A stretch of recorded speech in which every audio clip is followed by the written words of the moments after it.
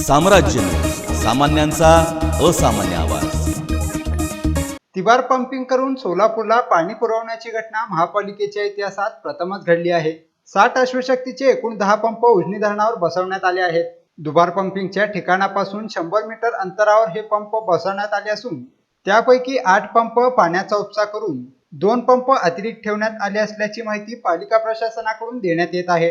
शहराला उजनी धरणातून जो आपला पाणी पुरवठा होतो त्या उजनी धरणाची पातळी आता उणे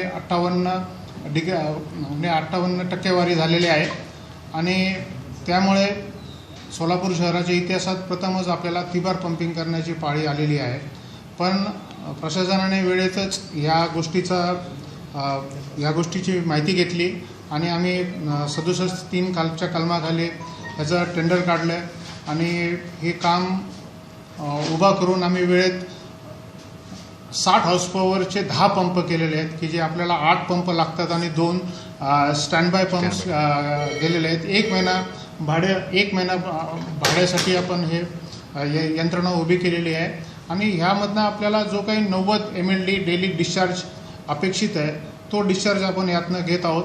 आणि काल अचानक दुबार पंपिंगची जी यंत्रणा होती त्याच्यातनं डिस्चार्ज कमी झाला आणि त्यामुळं आपण ही तिबार पंपिंगची यंत्रणा सुरू केलेली आहे। सोलापूर शहरातल्या सर्व नागरिकांना ह्या टंचाईच्या काळातसुद्धा वेळेवर पाणी पुरवठा व्हावा ह्याकरता महानगरपालिकेचे सर्व अधिकारी पदाधिकारी सर्व खालचे हे प्रयत्न करत आहेत आणि त्या प्रयत्नाला अनुसरून आम्ही जो काही आमचा टाईमटेबल आहे 4 दिवसाआड त्या टाईमटेबलप्रमाणे लोकांना पाणी मिळावं हे आमचे प्रयत्न आहेत।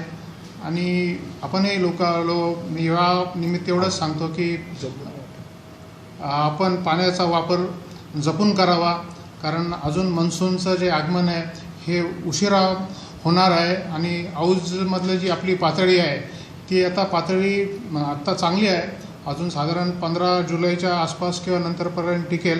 पण पुढे जर पावसाने ओढ दिली तर कदाचित पुन्हा टंचाई येण्याची शक्यता नाकारता येत नाही। त्यामुळं अजूनही आपण पाण्याचा जपून वापर करावा एवढंच मी या ठिकाणी आपल्या माध्यमातून सर्व नागरिकांना विनंती करू इच्छितो।